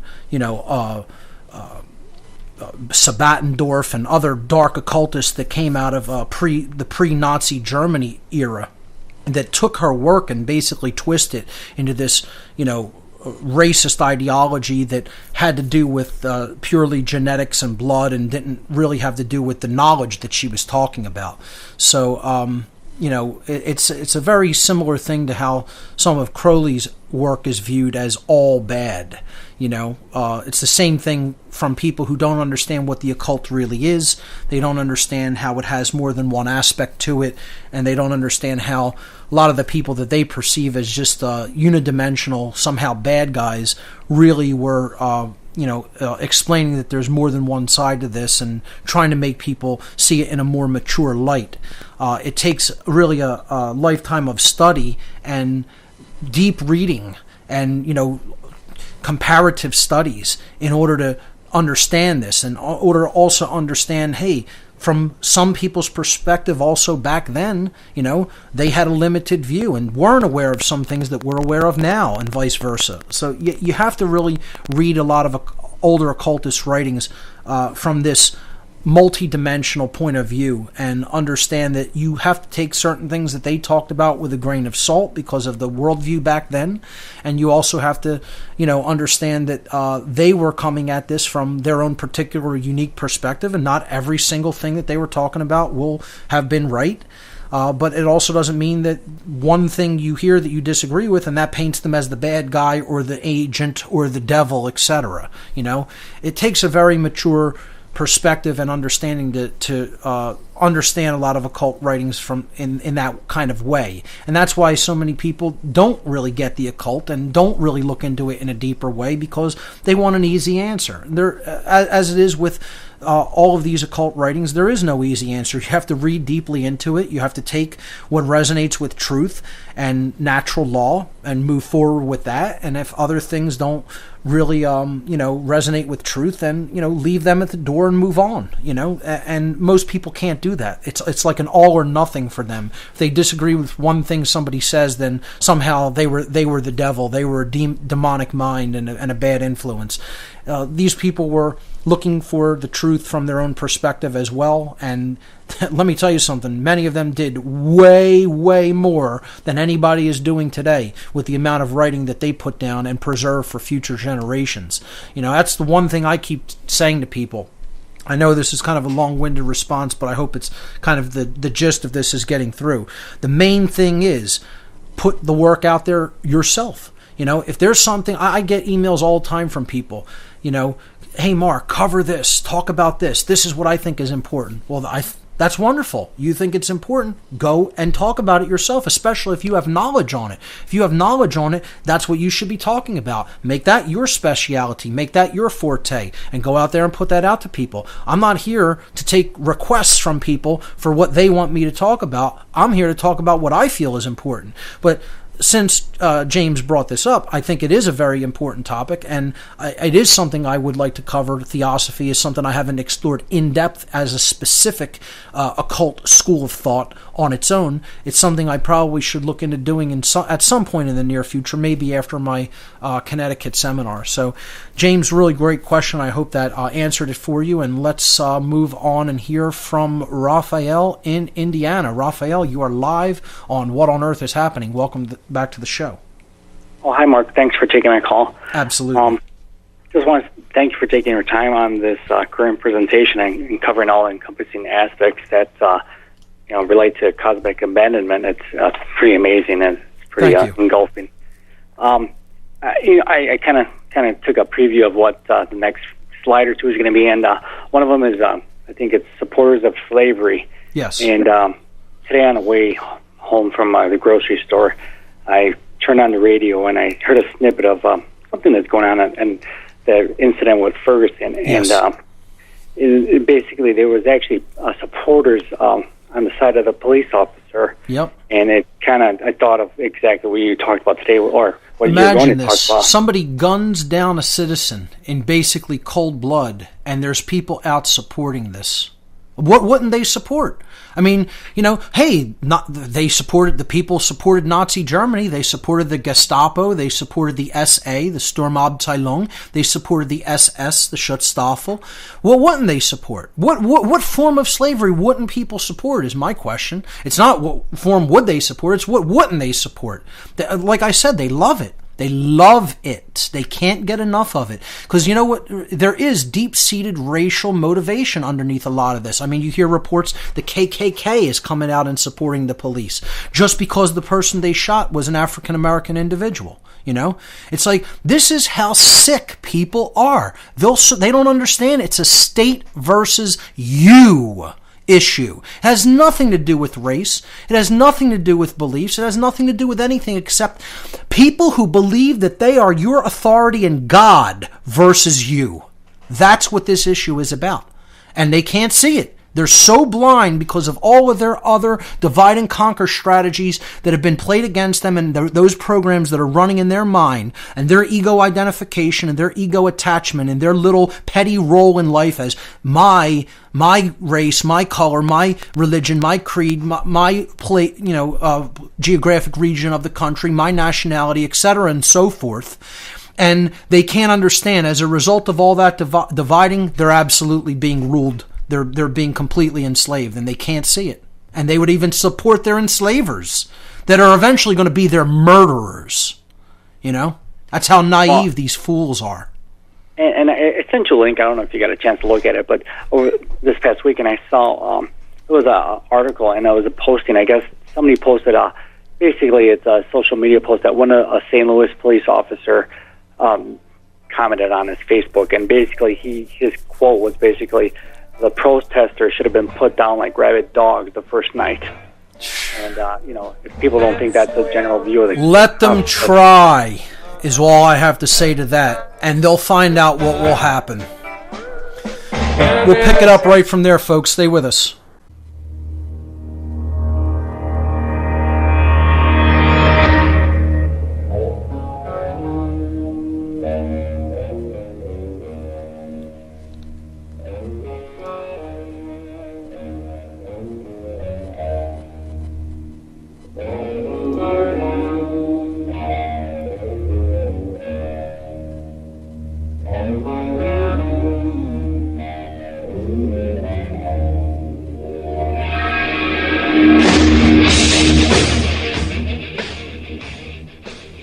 Welcome back, everyone. You're listening to What on Earth is Happening. I'm your host, Mark Passio.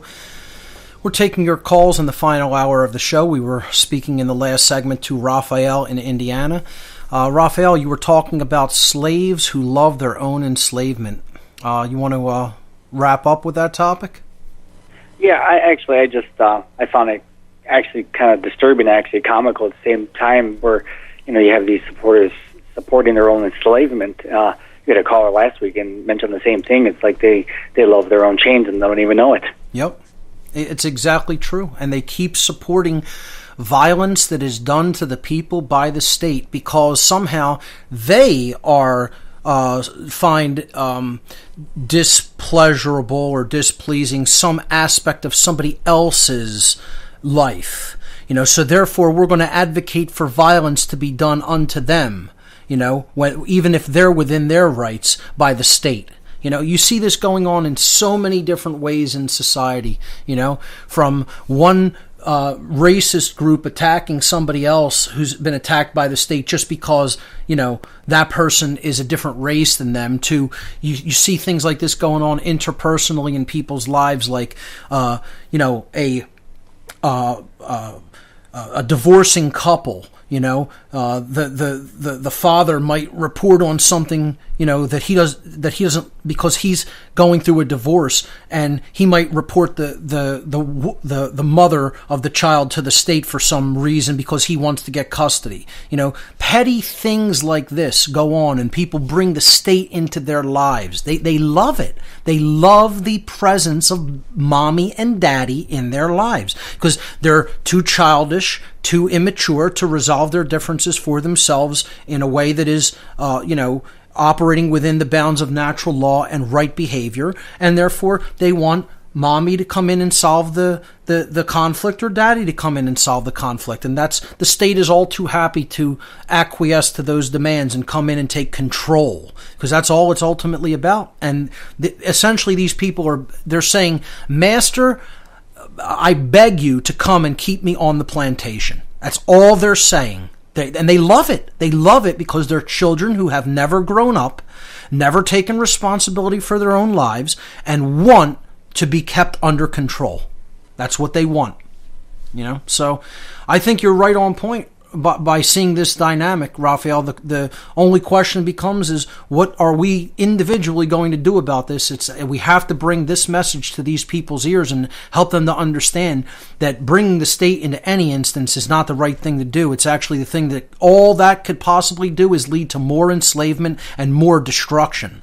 And it's going to all come to a head eventually. I mean, I'm not looking forward to even seeing what's going to happen when this cop goes to trial. What happens if he's let off scot-free, which is bound to happen, because I'm telling you, that's what they want. They want to see some kind of massive uprising or civil unrest so that they can declare martial law. But at some point, their backs are going to be against the wall. What are we going to let happen? We're going to let cops start turning into the Gestapo with the right to just shoot people at random because they feel like it, because they were disobeyed? That's what they're basically telling you, that in the open. Don't disobey a cop or we will kill you. That's what they're coming basically out in the open. They're trying to externalize that and come forward and say, we're going to use deadly force if we're disobeyed. And that has nothing to do with the rule of law at all. That's called tyranny. And at some point, if it does start becoming like that, there's only one option, and that is physical resistance. And people don't want to hear that. They want to think there's never a time for that. There is a time for that, and that time's rapidly approaching. It's rapidly approaching, unfortunately. I don't want to see it come to that, but, at some point when the people's backs are up against the wall to a certain extent, there's not going to be any other recourse. And I really loathe to see the day when that begins, because when it begins, it's going to be very difficult for anybody to turn it off. So, let's hope it doesn't come to that. Let's hope we can get it done through the mind, which is the way it really has to be done for it to be a true, lasting, peaceful revolution. It has to be done in the realm of psychology. It has to be done in the realm of the human mind and the human heart. When we get it done that way, then it'll be lasting, and not one shot has to be fired. So, Raphael, thank you so much for the call. All right, let's hear from David in Ontario. David, you're live on What on Earth is Happening. Welcome to the show. Hi, Mark. Hi, everyone. I just don't know what exactly there's so many things I'd like to talk to you about, but basically, I guess the one thing you mentioned, you're right on point in the last point, but you mentioned with regards to how science restricts new ideas, that people's minds, goes to your last point, like the minds of the scientists actually restrict fundamental change in their perceptions. Right. And it's very difficult. I know that's because my father went through it. He was a geologist in Ontario, so he worked for the government. So he believed in the socialist state. Yet, through the government, I'm not saying that I advocate that anymore. I used to. I don't anymore. But when you come up with a theory that contravenes people's perceptions, if it isn't for somebody who comes along and says, if he was kind of lucky because his professor actually in 1975 said, well, Susie, you got this right. So, and he furthered that thesis and has gone on to how to show how this idea works. But that's not the norm. Like you were saying, it's not the norm. It's not the way science is done, really. No, but usually they rigidly cling on to the existing worldview or paradigm and refuse to let it go, regardless of what evidence is shown to the contrary, because they already have investment in the existing paradigm, even if it's false. They have physical investment, they have mental investment, they have investment as far as their prestige is concerned, their social status is concerned, money, their lifestyle, all of it, tenure. You know, all those factors play in. Yeah. I read a book a while back, and I hold you in the same respect as I hold some of these authors. I read a book by David Icke called "And the Truth Shall Set You Free," and he said, "Phenomenal book. Everybody should read this book. Definitely." It is like it's like what you've said about it. This is a tapestry, and you've explained the tapestry over these 160 something podcasts, which I've listened to them all, and I've come, So, anyways, and David Icke. He basically contradicted something that I was like, I learned this. How can you contradict Darwin? And so I looked into bibliography because that's what you do, right? And there's got this guy. He looked at Ian T. Taylor in The Minds of Men, Darwin and the New World Order, and I read his book. I had to go to the University of Toronto. He was a professor there. He wrote this book, and I went there to pick it up in the 90s, and read that. And you really can't. I can't follow. I can't believe the way I can understand how social Darwinism has come out from this idea, because I do not believe that Darwin, as the author of this book, Ian T. Taylor, says that Darwin would not support his own thesis based upon not having found in the archaeological evidence is not there to support it. Nor would I think Darwin have supported the twisting of his ideology into social Darwinism the way that it was done by the elites of his day, namely the Galton family and others. You have to understand that they took his thesis and they ran with it in a way that they were going to apply that to their genetics and their right to rule over the rest of humanity. That was the reason they took that theory and tried to turn it into a body of law that everybody would believe in unquestioningly. That was their primary motivation for doing that, because they wanted a scientific basis for their quote-unquote superiority and their quote-unquote right to rule over the rest of humanity. Exactly. So I wanted to ask you this question in regards to a couple of words. My daughter is a university student, and she's taking literature, so she's very intelligent, very eloquent in her words. And as you say, and as I understand now, that wordsmiths and sorcery, it's all done with words. It's not like some ethereal thing. It's actually, this is how it's done. Right. With words. And that she said on Friday, we were talking, I talk about all things that I find interesting, and this is the subject I find interesting, and all subjects I find interesting. I can't say how much you've put things into perspective through your podcast for me. But she said that she looks at intelligence as a verb. And I agree with her. It should be looked at as a verb, because if you're not using it, you don't have it. That's right. What good is knowledge if it's not put into effect and applied in the world for the right reasons? Exactly. Then what is it? It's just words. We have to convert it into action in order to be able to use it, to apply it in our lives. David, great call. Thank you so much for the call. Ladies and gentlemen, stay with us.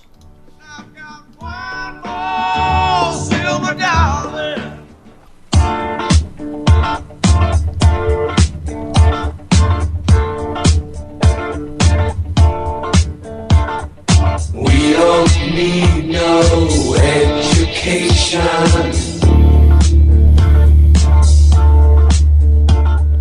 We don't need no thought control. No dark sarcasm in the classroom. Teacher, leave them kids alone.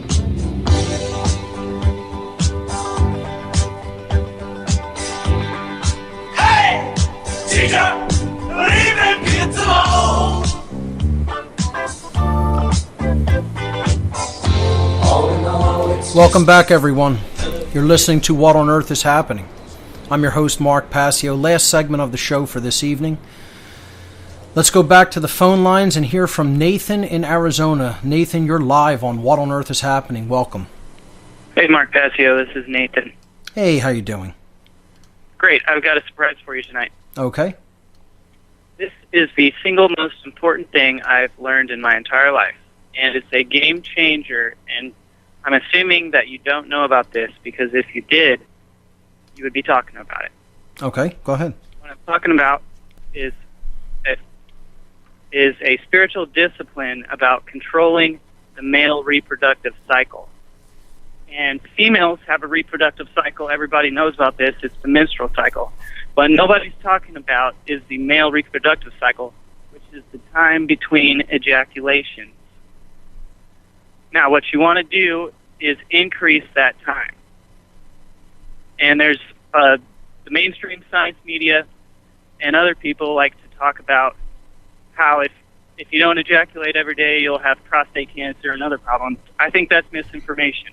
If you can master this discipline, and it takes years of practice, you will have many benefits, including courage, self-respect, self-confidence. You'll be a dominant alpha male. You'll be physically stronger. Your voice will be louder and lower. You don't need sex anymore, and you're not obsessed with it all the time. Women will no longer have a power over you. You'll be smarter. You'll be more motivated. It'll be easier to spread the truth. You'll be more attractive to females. You'll be better at sex. You'll last longer. You'll be better at tantric sex, which is sex without ejaculation. You'll develop the balls to say no to weak people. Literally develop the balls to say no. You'll be an unstoppable force if you can master this. So what I'm talking about is stop masturbating. Stop having sex and ejaculating. And that's inevitable. It's going to happen if you're in a relationship. But what you need to do is delay it. Wait a few weeks. And it's all about self-control. This is the ultimate way to develop self-control. You know, this pornography is incompatible with this technique. So you have to throw that off, or else it'll totally screw up your discipline. So, Mark, have you ever heard about this? I have actually heard this technique. I know that some of this comes from older Gnostic teachings, and some of it comes from Tantric teachings. And, I can't speak to necessarily that this is going to be the thing that's going to be the most effective way to, increase your willpower and, your drive to actually learn the truth and then live the truth in your life. I'm not saying it would do harm to that, but you seem to think it's the number one thing that somebody can practice. Well, I'll tell you what. Before I learned this, I was one of the self-haters that you're talking about earlier in the show. And this helped you to come out of that self-loathing mindset? Yeah, it was like a total 100%, 180-degree switch. It was like a turning point in my life once I figured this out. And if y'all don't believe me, do your own research. There's not a lot of information out there. One website is reddit.com/r/nofap. That's NOFAP. And these people, it's a community of people who have seen this truth, but they only see half the picture. They all agree that masturbation is bad, but they seem to think that ejaculation is okay as long as you're having sex with an actual woman. That's wrong. It's the ejaculation. You want to increase the amount of time between ejaculations. This comes out of the notion that the male seed carries creative energy with it. And therefore, to save that is to store that creative energy and that creative potential and power within the individual. My take on it is kind of like it's more of a more physical thing, whereas, I think that ultimately, deep down inside, it's all about the mental and spiritual material that we have to work with. That's the real ultimate generative potential within us. Again, I'm not debunking this, or because I have only cursorily looked into this, but I do intend to look into it a bit more, because I've heard it from a few different sources, and I think it's something that there could be benefit to. Yes, there's a definite benefit, I can tell you from experience, and if you don't believe me, you need to try it on your own. That's the research that you need to do. It's very, very tough discipline, and especially it's harder for men who are non-single and who have access to sex. But, I have a girlfriend now, and I've been working on this, and I'm averaging about 1 week or 2 weeks. Are you familiar at all with the teachings of the occultist or spiritualist named Samael Aun-Weor? No, I've only encountered knowledge about this in very small amounts, and I remember seeing a traditional writing about it, but it's hard to dig up knowledge about this. I could point you in one direction from where I've originally heard about this years ago. It was studying some of the writings and teachings of, again, the occultist Samael Aun-Weor. Now, again, take all occultism with a grain of salt. Take every researcher or writer with a grain of salt. You have to take what resonates with truth and bring that out, and then leave the rest at the door, as I said earlier. But he kind of puts forward and teaches a specific branch of older Gnostic, esoteric Gnostic tradition. And he's really gone deep into bringing forward a lot of the esoteric symbolism of the tarot out as well. And he talked about this, the saving of seed and, the benefits of it and everything like that. So that's somebody I would say, if you want to look into some esoteric research on this, it's probably the only source in occultism I've come across. I know, again, some Gnostic sects practice this as well. And it seems to be coming on in some of the alternative health and mental benefits community as well. So it's something to definitely look into, and I want to thank you for bringing it to our attention. Okay, thanks a lot. You got it. I encourage everybody to try this out, especially if you have women problems, and if that's a thing that's keeping you from doing the great work. If that's a distraction, this will solve your problems. Very interesting. But thanks a lot, Mark. Nathan, keep up the good work. Thank you. Show. You got it. You take good care. All right, final caller of the evening. Let's hear from Ivan in Phoenix. Ivan, you could take us out. Welcome back to What on Earth is Happening. Hey, Mark. Thanks for having me on. Absolutely. I fell back into the regular slot here at the end to wrap it up. Yep. It's a tradition, right? I guess so.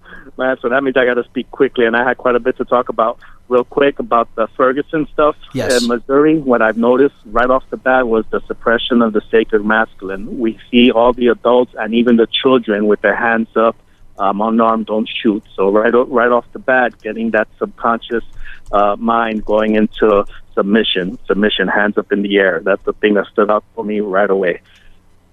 And then movies real quick. I know I mentioned to Barb, I had sent you guys a message for going to see Lucy in theaters. That's one that I actually did see that. I didn't go into the theater to see it. I downloaded it, and I thought it was great. The quality that I got of the video wasn't so awesome, but the movie was very good, and I'll probably check it out when it comes out on Blu-ray and watch it and get the full effect of it then. But I thought the themes in it were very profound.